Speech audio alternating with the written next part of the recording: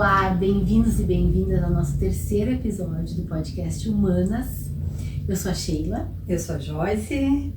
E hoje a gente vai falar sobre gênero, essa palavrinha, né? Tão temida muitas vezes. A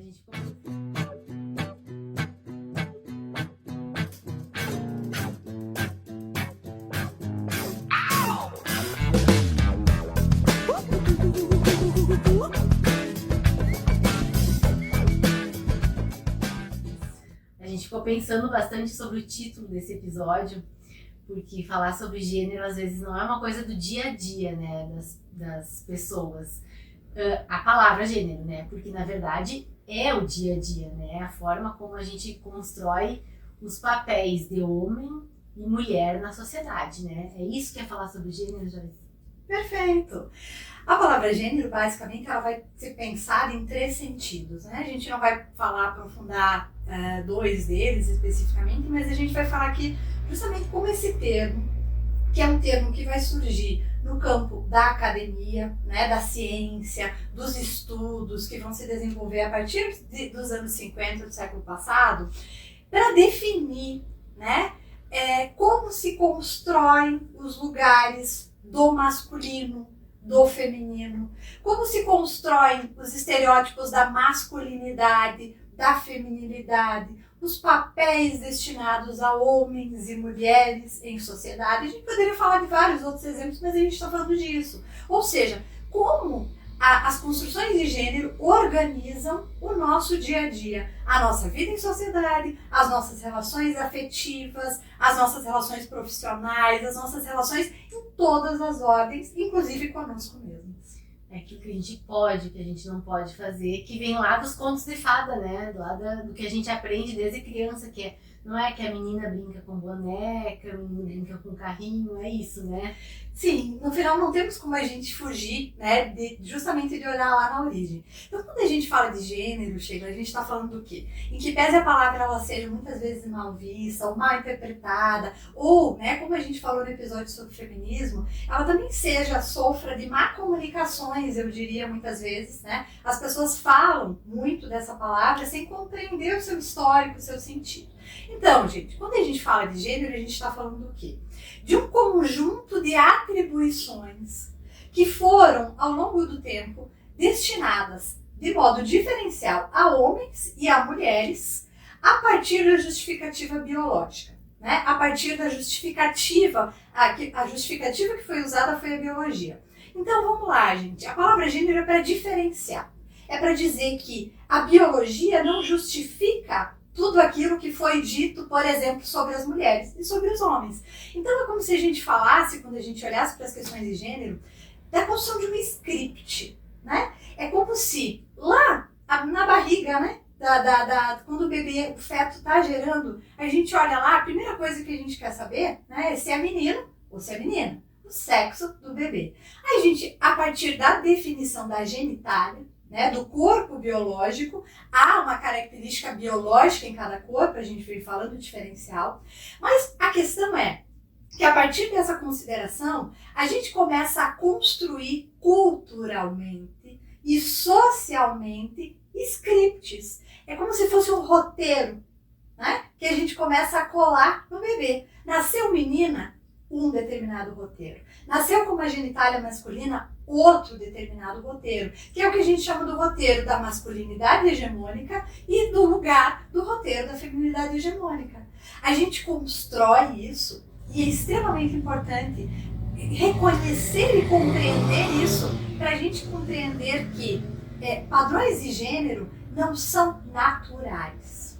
Não tem a ver com a biologia, mas são construções culturais. E se a gente constrói padrões de gênero em sociedade, a gente pode e deve rever, desconstruir e reconstruir padrões de gênero em sociedade.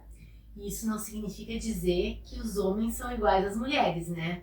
Porque daí parece que, às vezes, quando a gente fala esse tipo de discurso, as pessoas pensam que a gente está querendo dizer que não há diferença nenhuma entre ser homem ou ser mulher, ou realmente algumas diferenças biológicas entre as pessoas, né, com com essa, enfim, que nascem com a genitália feminina ou com a genitália feminina. Porque a gente tem também os intersexos, né? Que praticamente 1% da população mundial, né? Exatamente. E eu acho que é exatamente isso. A questão do biológico, né, daquilo que é físico, daquilo que é hormonal, por exemplo, há uma série de diferenças entre, né, as mais variadas pessoas. Como aqui a gente já falou também, as pessoas são diversas. Então as mulheres são diferentes entre si, os homens são diferentes entre si, há pessoas intersexo, há pessoas das mais variadas questões. Agora, o que a palavra gênero, ela vem para justamente distinguir algumas coisas que foram, ao longo do tempo, justificadas pela biologia. Então, por que as mulheres recebem menos? Porque são mulheres? Porque parem? Porque nasceram com uma genitália feminina? Não há uma conexão biológica entre isso. Isso é cultura. Isso é padrão cultural. E é esses padrões culturais que a gente vai denominar, então, de padrões de gênero, que são, obviamente, desiguais. E muitas coisas que são destinadas às mulheres como se fossem biológicas, às vezes também são aprendidas, né? Tipo esse negócio de que a mulher é mais sensível, a mulher é mais delicada, a mulher é mais amorosa, né? Como se uma mulher não pudesse ser forte, ser batalhadora, ou ser incisiva, ou impor sua opinião, né? Como se isso não fosse destinado. Aí quando a mulher, a gente tem o termo na medicina histérica, né? Quando a mulher é uma mulher que impõe a sua opinião, né? Que se coloca a sua posição, ela é considerada fora do padrão da mulher, então ela é uma histérica, né? Ela é considerada fora dos padrões de gênero hegemônicos, né? Que a gente fala da masculinidade e da feminilidade hegemônica. E aí, né, como é que a gente constrói, pensando aqui em sociedade hoje, quais são esses padrões de gênero hegemônicos? Veja, o que a gente está dizendo aqui é que há múltiplas e variadas formas de viver, seja para homens, seja para mulheres, né? Nas suas mais diversas concepções. Mas os padrões de gênero, eles vão elencar um modelo praticamente único do que é ser homem. E um modelo praticamente único, hegemônico, do que é ser mulher. E isso é o que a gente precisa rever. O que significam os padrões de masculinidade hegemônicos hoje? E o que significam os padrões hegemônicos de masculinidade que são, né, elencados como os ideais, como os modelos a serem seguidos e são construídos a partir, né, da repercussão dessas questões de gênero. Então, quando a gente fala, Sheila, basta olhar lá no início, né, os trabalhos nesse campo. Então, a gente falou lá de descobrir o sexo do bebê.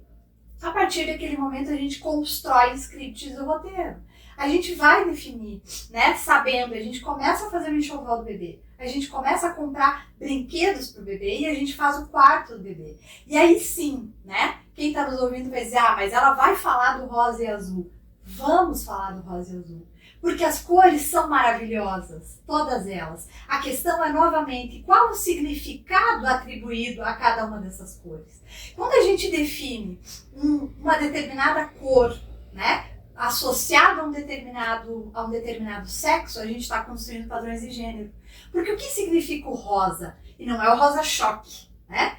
O rosa bebê. Né? O nome já está dizendo. Qual é o sentido atribuído para ele? É um sentido, né, de delicadeza, enfim, de todos esses universos. O azul é um sentido já muito mais de força. A gente começa a atribuir sentidos e significados. A gente monta o quarto e a gente compra presentes. E aqui é o outro lugar comum, né? Vamos falar dos presentes? Vamos! Porque nós precisamos refletir. As nossas ações têm significado. Quando eu compro majoritariamente uma boneca para meninas e um carrinho e uma bola para meninos, eu estou construindo padrões de gênero. A menina brincar de boneca é um problema? Não. Agora a pergunta é, por que um menino não pode brincar de boneca? Por que o menino brincar de boneca é considerado algo fora? Ofensivo. Por quê? Por que uma menina brincar de carrinho não pode? Veja, a gente está dizendo do lugar de mundo. O lugar de mundo nós começamos a atribuir. Quando nós compramos uma boneca para menina, quando a gente compra uma panela, quando a gente compra uma vassourinha, cor de rosa ainda, né? Se a gente entra nas lojas de brinquedos, elas estão divididas. A gente começa a atribuir qual é o lugar de mundo que eu estou atribuindo para essa menina. O que ela pode fazer, né? O que ela pode, qual é o seu sentido no mundo. E mais que isso também, o que o menino não precisa fazer, né? Que é a questão as panelinhas. Eu me lembro que quando meu filho era pequeno, eu queria comprar um conjunto de panelinhas para ele, mas só tem panelinha rosa para vender, né? Tipo, e daí a gente fica naquela coisa não, o rosa, a panelinha rosa, a vassourinha rosa, a bonequinha rosa pra menina.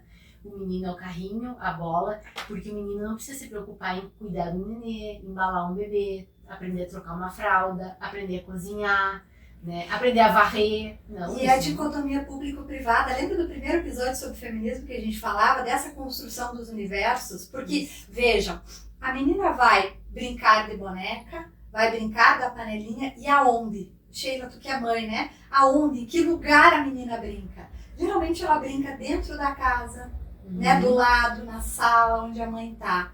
Pro menino a gente dá a bola, a gente dá o carrinho e o que a gente fala? Vai pra rua. Vai pra rua. Vai ganhar o mundo. O teu lugar é lá fora. Então a gente constrói universos de masculinidade, a gente constrói a dicotomia público-privada a partir já desse universo. Então vai lá fora, né? Usa a tua potência, mostra a tua força, porque é isso que é esperado. E a menina a gente vai conter dentro do espaço do doméstico, dizendo que aquele é o seu lugar de mundo. Quando a gente faz isso, a gente reproduz de padrões e estereótipos e a gente começa a construir scripts que vão falar lá adiante de muitas questões da nossa sociedade. Então, não é a questão, por exemplo, de um menino brincar de boneca, né?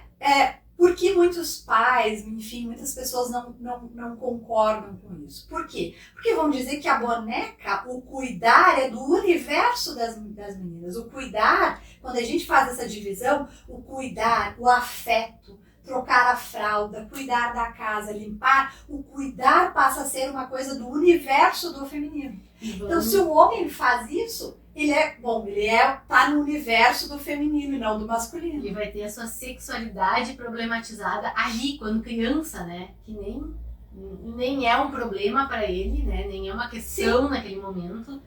Ele vai ter a sexualidade problematizada porque gosta de brincar de boneca.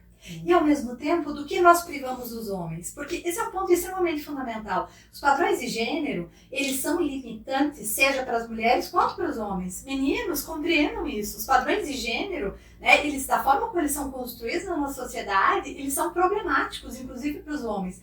O que nós tiramos dos nossos meninos ao fazer essa divisão? Nós tiramos dos nossos meninos a condição de aprender a cuidar, por exemplo. Porque quando eu pego um bebê, né, eu não estou falando da minha sexualidade, eu estou falando da minha afetividade, do meu lugar de cuidar, de aprender, né, a me relacionar, a trocar uma fralda, a me comprometer, aprender a cuidar, gente. O que é natural da humanidade. E nós privamos os nossos meninos, nós dissemos para eles que isto não é do universo deles. E depois a gente, pegando lá na frente, a gente tem 25 milhões de crianças sem pai na certidão de nascimento, né? Por quê? Como? Porque muitas vezes esses pais aprenderam que a casa, a mãe e os filhos, as crianças, não eram do universo deles, não era um problema deles. A gente constrói gênero e isso repercute significativamente na nossa vida em sociedade. E depois a gente vai dizer para eles ainda, não chora, parece uma menininha, seja homem, né? E o que é ser homem? Então, esses padrões, vejam, quando a gente está falando disso, né, eu não estou dizendo que é um problema menina brincar de boneco, menino, não. A questão é quando a gente define exclusividade de lugares. A gente precisa proporcionar que as nossas crianças vivam experiências múltiplas e não lugares previamente definidos. As brincadeiras, as cores, né, as histórias, elas não podem ser as atividades físicas, por exemplo, né, não podem ser definidas por gênero, não podem ser definidas como coisas de mulher, coisas de homem. né? Isto é problemático, são coisas humanas. Pode ser que mulheres se aproximem e gostem mais, mulheres não gostem, homens gostem, não gostem. Né? Quando a gente define o padrão de gênero como um padrão de exclusão de alguma coisa, a gente transforma esse padrão em um padrão extremamente excludente, justamente como o nome diz. Quando eu fui, estava falando numa das nossas atividades, né? Um menino, estava conversando com um menininho, e eu sempre conto esse exemplo, e quem está nos ouvindo pelo podcast não vai poder ver, né, o gesto que eu vou fazer, mas eu vou narrar para vocês. Falava com o menininho e ele me dizia, prof, mas é que um homem que é homem, né? A gente ouve muito essa expressão, homem que é homem. E eu perguntei para ele, então diz para a tia, o que é um homem que é homem? E aí ele fez esse movimento aqui. Ele pegou os ombros, né? Estufou o peito, ergueu os ombros, pegou a mão, né? E disse, olha, homem, prof. Né? Homem, né? Tá dizendo que homem, que é homem, então, a ideia da masculinidade que a gente constrói como uma masculinidade hegemônica, aquela que estufa o peito, ergue os ombros e se impõe pela força. Que não tem fragilidade. Que né? não tem fragilidade, que não pode fracassar, que não pode fraquejar, que não pode, questão financeira, tantos elementos que não pode ouvir um não. E a gente pensa que isso não é violento também para os homens, mas a gente vê, né? A gente sabe que os homens se suicidam 4 vezes mais que as mulheres, os homens têm mais depressão que as mulheres, né? Os homens têm problemas, inclusive sexuais, relacionados a essa ansiedade de desempenho, de ter que sempre funcionar de uma certa maneira, de ter que sempre não poder falhar, né? Então, os homens estão também sofrendo com os papéis de gênero. Com certeza. Por isso, é essa reflexão que a gente precisa fazer em sociedade. O quanto quando a gente elege padrões exclusivos de modo de ser e estar no mundo, a gente pratica violência. Então, quando a gente elege esse lugar do homem que é homem, como alguém que precisa se impor pela força, como alguém que precisa dominar, vencer, que não pode aceitar a perda, né? Enfim, que não pode demonstrar fragilidade, que não pode demonstrar nenhuma forma de sentimento.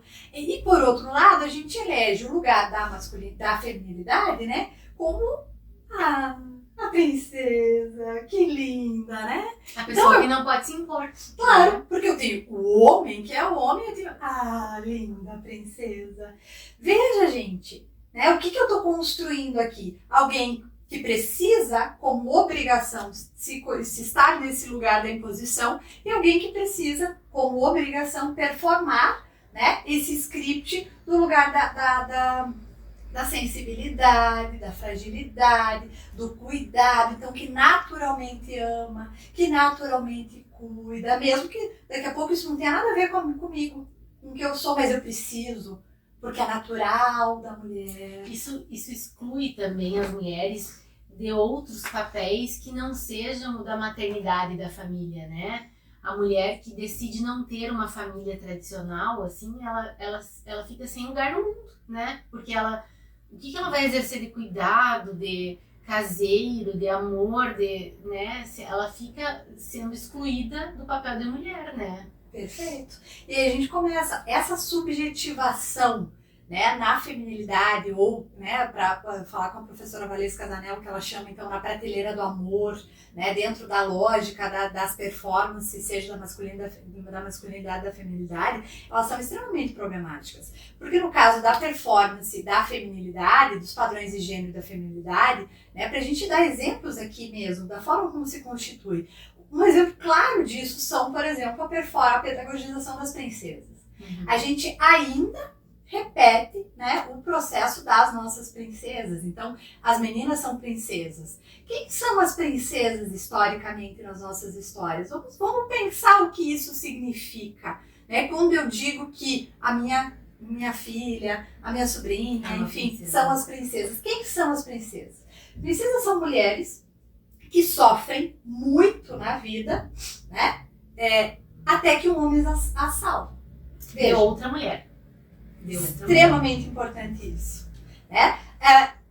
Sofre. Quem faz ela sofrer? A bruxa, a madrasta, a irmã, é sempre uma outra mulher. E aqui a gente vai falar sobre sororidade feminina, né? No próximo episódio, aguardem. Porque como a gente aprende a odiar e competir com outras mulheres. E esperar um homem para nos salvar. Isso.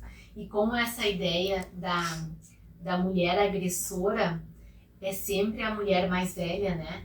A madrasta, a bruxa, a irmã mais velha, né? Porque o ideal é a jovenzinha inocente, que sofre, né? Então, a mulher que amadurece, que se impõe, que já aprendeu alguma coisa com a vida, que já está em outra fase da vida, uma mulher na menopausa, é a imagem da bruxa, né? O padrão estético, a ideia da feiura. Isso. Né? Então todas essas mulheres são retratadas como feias, né? Então excluindo a verruga, então isso. Esse lugar da idade, do padrão estético, todo ele pesa na construção desses universos do que é a feminilidade aceita, desejada, que é a da princesa. E ao mesmo tempo a ideia de que qualquer homem é confiável em qualquer situação, né? Tipo, a Rapunzel joga as tranças, tá sozinha, isolada lá na torre, e joga as tranças para um desconhecido subir e ir lá com ela, né? A Bela Adormecida é beijada enquanto estava desmaiada por um estranho, né? Então, a ideia de que o homem em si é um ser confiável, o que é exatamente o contrário do que a gente vê, né? O homem, em princípio, é um ser de quem a mulher deve, ou a menina, as nossas meninas hoje em dia, é um homem que, em princípio, a gente deve desconfiar antes de conhecer, antes de saber quem é, antes de saber as intenções, e ainda assim, né, às vezes...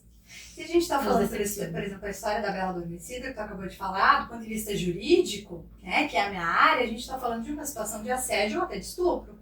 Porque eu tenho uma menina adormecida, sem condições de dar consentimento, na qual um desconhecido chega, a toca e a beija. Gente, isso não pode. Depois a gente fala, né? A gente fala para os nossos meninos, não pode encostar em uma mulher se ela não dar consentimento. Mas a gente conta essa história, né? Ela é naturalizada. Então, esses lugares, essa pedagogização das mulheres nesse lugar, esperando o príncipe. E aí, né, quem está nos ouvindo vai dizer, mas isso não é mais assim. A gente tem andado e circulado e dialogado e visto assim, que as nossas meninas, elas crescem ainda nessa pedagogia esperando o príncipe. O príncipe hoje, que é o ideal de masculinidade, que é o desejado, ele não é mais aquele que vem no cavalo branco, mas ele vem num camaro amarelo. Eu brinco, é uma música que os mais novos nem conhecem, né? Mas é uma música que fazia sucesso, ou seja, é aquele que é o popular, é o top, né? Tem os grupos de WhatsApp, os top, os caras, né? Tá cheio desse. É esse príncipe, esse cara que vem, que se coloca, que é popular, né? Que tem um carro, que tem, né, um domínio, posição econômica. Esse é o príncipe que continua sendo desejado e disputado pelas nossas meninas. E veja, gente, como, Sheila, é preocupante o ideal de masculinidade. Porque esse príncipe que a gente, através dos papéis de gênero, ensina as nossas meninas a desejar, ele não é o amigo que é fiel, que é companheiro, que está do lado, que é confidente, que é confiável. Esse padrão, né, esse menino é desejado? Não. Porque o nosso padrão de gênero, de masculinidade, é um padrão de alguém que pega todo mundo, né? Que engana, a gente pode, que mente. Isso. Olha as questões éticas implicadas nisso. Para ver como isso ainda é uma questão, essa ideia do príncipe encantado, ainda é, a gente pensa, isso era antigamente, né? Ainda é uma questão. A gente pode pensar no sucesso que foi os 50 Tons de Cinza, né? O cara, um empresário rico, famoso, né? Ninguém sabe o que ele faz, porque ele não precisa fazer nada, ele só precisa ter dinheiro, né? E que trata a moça virgem, inocente, né? E trata ela assim de maneira, né? Uma hora quer, outra hora não quer, outra hora não sei como é que é o final, porque achei muito chato ele só até metade. Mas é uma ideia do príncipe, né? Encantado. Foi um sucesso o livro, né? A trilogia. Isso está na cultura. Então, para quem acha, né, para quem está nos ouvindo, vai dizer, mas será que ainda é? Basta a gente refletir sobre os padrões culturais, né? A gente está falando das músicas, As novelas. Vamos trabalhar com as letras das músicas que nós ouvimos. Então, vai dizer 1% vagabundo, tem uma música que diz, esse 1% vagabundo é o desejado. O que significa? Qual é a implicação desse processo? E aqui sem culpabilização, eu não quero culpar as meninas que reproduzem esse papel e nem os meninos que reproduzem esse papel. Por quê? Porque a gente quer ser aceito em sociedade.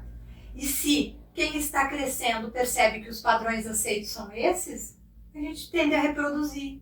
Então a gente precisa, enquanto sociedade, rever isso. Porque o que a gente está construindo? Que tipo de relação, Sheila, entra um menino pedagogizado nessa ideia de masculinidade hegemônica como alguém que tem que, né, se colocar pegador, né? Tem que se colocar, mas eu não quero beijar 10 meninas uma noite. Não, mas você tem que, porque é performance.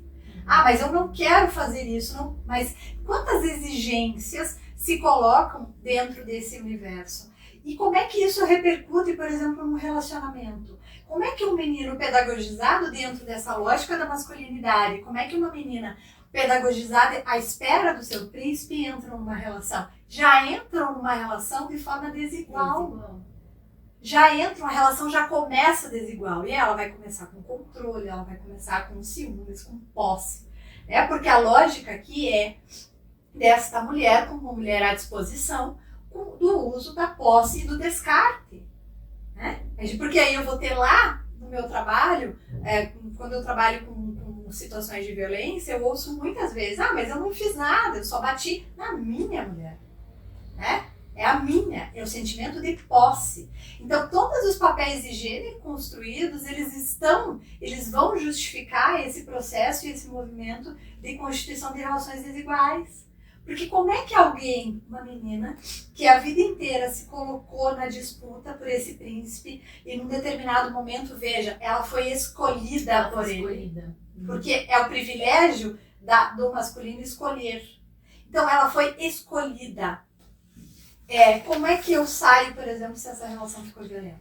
Isso é criado, né? Essa expectativa de ser escolhida, né? Tipo, fulano, isso aqui, assim não vai casar, desse jeito não vai conseguir casamento. Quem é que vai ter que querer assim? Ou quem é que vai querer, né? Quantas vezes a gente não viu, ou para nós mesmas ou para outras pessoas, esse tipo de frase, né? De a ameaça do abandono e da solidão, caso a gente não esteja num padrão específico de feminilidade, né? Então a mulher vive sobre essa ameaça da solidão e do abandono, caso não esteja num padrão específico de feminilidade. Porque essas construções de gênero, esse ideal de feminilidade que a gente vem falando aqui, ele justamente vai fazer com que as mulheres vão se subjetivar na lógica da necessidade de ser escolhida. Aí o que a gente vai perceber? A gente vai perceber, primeiro, competição com outras mulheres. Então as mulheres estão... E isso está tão naturalizado que a gente fala, por exemplo, a mulher não se arruma para homem, as mulheres se arrumam para outras mulheres. Ou a gente faz piadas sobre sogra e nora que brigam, né? Disputando a atenção, por exemplo, do filho, enfim. Isso está naturalizado no nosso dia a dia, essa lógica da disputa. Então, eu disputo essa forma das condições de gênero, me transforma em uma pessoa que está o tempo todo disputando com outras mulheres a atenção de um homem. Seja no caso afetivo, mas também, por exemplo, do chefe no trabalho, né? Em vários lugares, em vários postos que a gente está, isso vai se repetir, né? E isso é muito complexo, isso é muito ruim, né? Porque não nos coloca numa posição de ser e estar por conta própria. É sempre de alguém em busca de aprovação. E sempre em busca da aprovação de um olhar, do olhar do outro. Então, a necessidade dessa aprovação, inclusive física, estética, né? A gente está sempre buscando e necessitando desse aval. Existe um interesse muito grande, né, da situação atual, do patriarcado, enfim, em manter as mulheres desunidas, né? Eu sempre penso assim, porque nós somos a maioria, a gente já falou isso no primeiro episódio do feminismo, né? Nós somos a maioria, né? Se nós nos uníssemos em favor de um objetivo, nós alcançaríamos esse objetivo, porque nós somos a maioria, né? Então, essa ideia da competição entre as mulheres, de manter, né, essa questão de tanto a competição por um homem, a competição com a nora, com a sogra, a ideia da mulher sempre ser, às vezes, sei lá, o marido tem um caso e a culpa é da vizinha, que estava né, provocando ele, né, porque ele é um pobre ser que não pode resistir aos seus impulsos, né. Então a gente vê muito essa noção, assim... Sempre a culpabilização de outras mulheres, seja qualquer for. E a desresponsabilização, inclusive, dos homens com relação a isso. Porque a responsabilidade por encontrar o príncipe, manter aquela relação, encontrar esse homem e manter a relação é das mulheres. Se o casamento fracassar, quem vai sentir culpa é a mulher. Se a casa estiver suja no final de semana, quando o Réveillon revisita, quem vai sentir culpa é a mulher. Se o filho tiver problema na escola, quem não educou direito é a mulher. A culpa, se o homem traiu, né, muitas vezes houve uma traição, ou a culpa é da mulher, que não atendeu o suficiente, ou a culpa é da outra, que, veja, há uma desresponsabilização completa dessa masculinidade que se coloca com relação às mulheres, né? Então, e um lugar muito pesado de se colocar para as mulheres. Então, há várias questões que se colocam, um padrão estético impossível, né? A sobrecarga, a responsabilidade afetiva, porque eu estou muitas vezes em uma relação em que eu sozinha preciso me responsabilizar pela manutenção daquela relação. Mas eu preciso manter aquilo porque eu não posso fracassar, porque eu fui escolhida, porque eu achei o meu príncipe, eu preciso manter. Isso, inclusive, faz com que a gente, muitas vezes, mulheres permaneçam em relações de violência. E porque aquele é o meu lugar no mundo, né? Como eu, mulher, vou existir fora de um casamento, fora de uma relação, como uma mulher solteira, como uma mãe solteira, né? Ou como uma mulher sozinha, que não tem companheiro. Como eu vou existir no mundo, assim, né? Se o lugar é estar ao lado de um homem, né? O lugar é estar ao lado de um companheiro, assim. Isso, e cuidando, né? Na lógica dos papéis de gênero, todas as atribuições, né, do lugar do feminino. Então, quando a gente constrói esses lugares hegemônicos e exclusivos para as mulheres, é o espaço do cuidado. Então, a gente vai responsabilizar as mulheres por cuidar de tudo, da casa, do marido, dos bebês, né, do sogro e da sogra doente, do familiar doente, do mundo. E a gente desresponsabiliza os homens desse lugar do cuidado e, obviamente, também coloca sobre os homens outras cargas, porque os papéis de gênero pesam para ambos os lados, é isso que a gente está tentando dizer aqui. Mas essas desresponsabilizações e essas sobrecargas, elas geram esse lugar exclusivo do cuidado, né? Ele faz com que, se eu sempre preciso estar cuidando de algo, eu não consigo também me compreender como um ser próprio, com capacidade de existência própria. Então, não necessariamente eu preciso, né, ter alguém do meu lado para me legitimar. Mas isso é muito complexo, porque se eu fui o tempo todo educada dentro de um determinado padrão, como é que eu rompo com esses estereótipos que são tão fortes ainda sobre nós? Sim. E a questão tu falavas antes, a questão dos padrões de beleza, né? E eu fiquei pensando no que a gente falou sobre a questão de competir entre as mulheres, que é uma forma de manter as mulheres inimigas. Mas também a gente tem essas formas de manter as mulheres cansadas, né? Porque, repito, nós somos a maioria. Então, assim, a gente não pode pensar demais, a gente não pode refletir demais e ter as nossas requisições, né? Então, a questão de manter a mulher sempre cansada no cuidado, assim, responsável pelo cuidado, mais pela sua vida profissional e mais com padrões de beleza cada vez mais inatingíveis, porque daí a gente gasta tempo para ficar bonita, a gente precisa trabalhar muito para ter dinheiro, para conseguir sustentar essa beleza, sustentar, enfim, os padrões de moda, os tratamentos de beleza, e a gente não tem tempo de pensar a nossa situação como mulheres no mundo, né? Como ser social, como aquilo que a gente ocupa no mundo e o que a gente quer fazer daquilo ou o que a gente está fazendo só para agradar. Eu sempre falo que às vezes os salões de beleza assim fazem, venha tirar um dia de autocuidado, né? Que na verdade é um dia de sofrimento, a gente fica lá numa posição incômoda, fazendo a unha, puxando o cabelo para fazer luzes e depilando a perna, né? isso é autocuidado, será? Ou isso é o cuidado nosso para a sociedade, né? Ou para alguém? Nos balizar a partir de um olhar masculino. Exatamente. Né? Que vai nos legitimar se estamos de fato aptas ou não.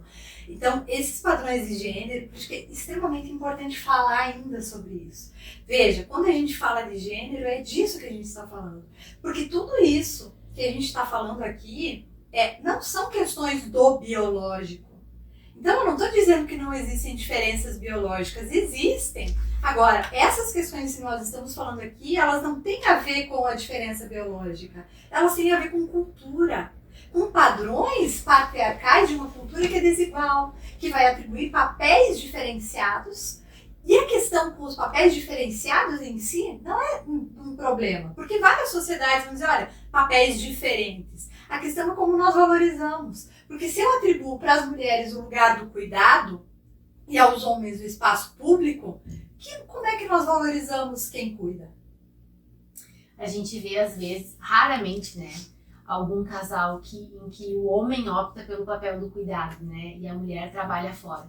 Isso são casos esporádicos, assim, que são vistos como, né, ai meu Deus, o que aconteceu? Ai, não sei se, né, questionados como se não fosse totalmente natural e pensável, né? Tudo bem, se a mulher escolheu realmente, se ela realmente escolheu ficar em casa e exercer o cuidado, se isso foi uma opção dela, e dentro do pacto dela com o marido isso está muito bem resolvido, né?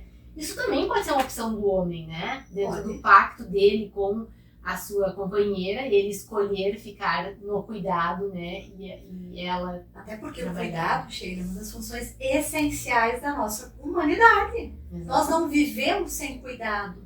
Nós precisamos do cuidado com o outro, cuidado com a natureza, o cuidado com a vida de um modo geral. É uma função essencial, não há vida em sociedade sem cuidado. Mas por que nós... E aí são as construções de gênero e o patriarcado. Por que nós enxergamos o ato de cuidar como um ato de menor valor?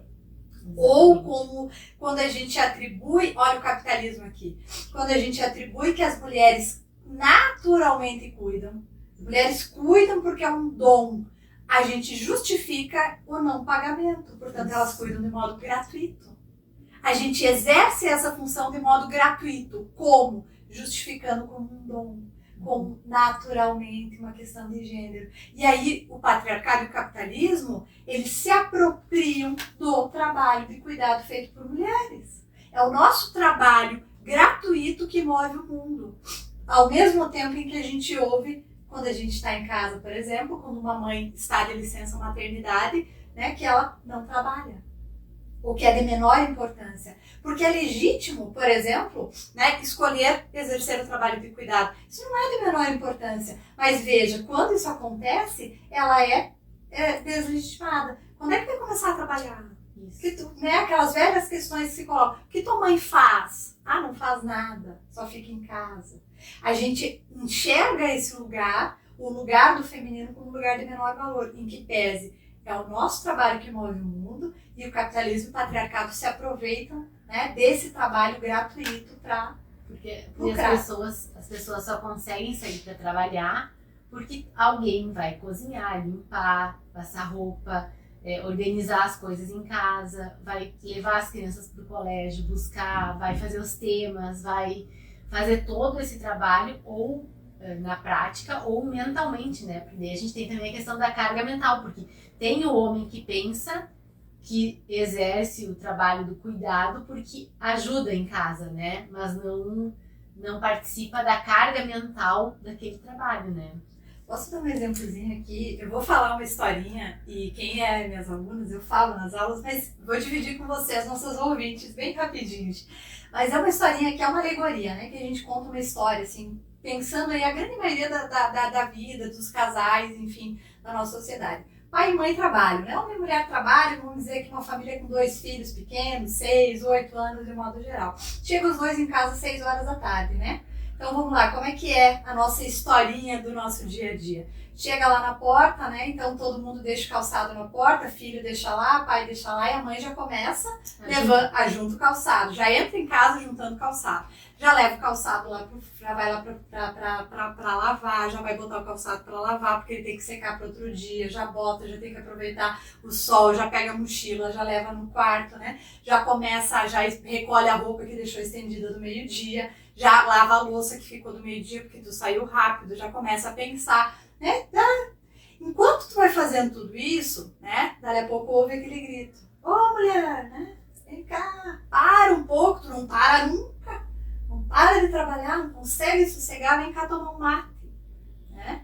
E aí tu já botou a máquina para lavar lá nos 15 minutinhos, senta lá, toma 2 mates. Com a cabeça lá, porque tem que fazer o dever, tem que estender a roupa, tem que botar o feijão, né? Tem que preparar a comida para outro dia. A cabeça já tá a milhão. Toma 2 mates e vai, né? E aí vem aqueles estereótipos, a mulher não para nunca, não sossega, enfim. Vai lá, começa a fazer a janta, começa a arrumar, aí o marido entra. E isso é uma característica cantada assim como quase um elogio, né? Ela não para em casa. E é quase como se fosse um empurrão para continuar assim, né? E como se fosse natural e não fabricado. A mulher não para porque ela não pode. Isso. Porque se ela parar, ninguém vai fazer por ela. Então é uma necessidade que se transforma quase num lugar de natural. E aí a gente vai, né, a gente entra, faz a janta pensando aqui nessa alegoria. Né? E o marido entrou, né, largou a cuia na pia, largou a térmica na pia, ligou a TV, né? Aí tu vai pedir, faz o dever, pelo menos com as crianças, né? Então senta. Daqui a pouco chama todo mundo pra janta.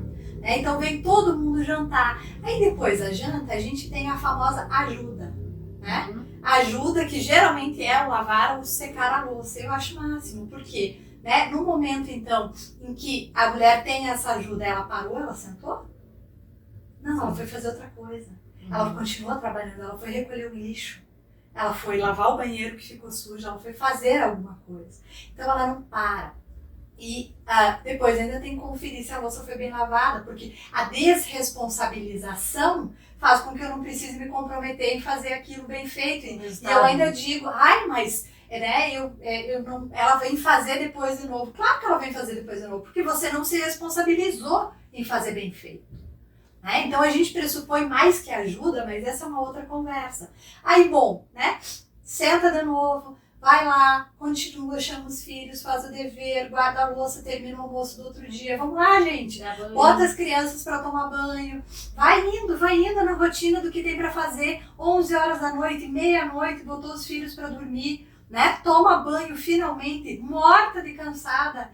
Chega na cama, tem que cumprir mais uma tarefa. A gente dá conta disso? E aí, né? Se diz que tá com dor de cabeça, tá cansado um dia, tá bom. Segundo dia não posso cansar, tudo bem. No terceiro já vem. Depois eu arrumo. Outra culpa é tua. Você que não tá cumprindo. No meio disso tem que arrumar espaço para ficar bonita, para cumprir padrões estéticos e tem que arrumar espaço para ir bem no trabalho. Como ir bem no trabalho?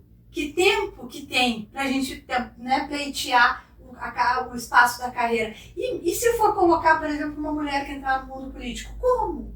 Que tempo? Aí a gente fala que a gente não tem mulheres eleitas. Mas como mulher pratica a política do cotidiano, por exemplo? Que tempo, gente? Então, a gente cansa só de falar. É uma carga que se coloca muito grande, que não tem, né? Esses padrões de gênero que redundam em violência. Quantas violências colocadas aqui? Quanta sobrecarga colocada aqui, quanto cansaço colocado aqui. Que acaba com a libido da mulher, né? Que a gente vê, às vezes, que a percepção da libido é a percepção daquele momento, à meia-noite, que ela deitou na cama e não tinha vontade de transar com o marido, né? Mas, na verdade, a libido é energia vital. E as mulheres vivem sem nenhuma energia para elas, né? E não tô nem falando daí de sexualidade, tô falando ou de relação sexual, mas da energia que ela tem para ela, né? Para sentar e ler um livro por prazer, erguer as pernas e ficar olhando o céu, olhando uma árvore, brincando com um cachorro, né? Ficar sem fazer nada num ócio criativo.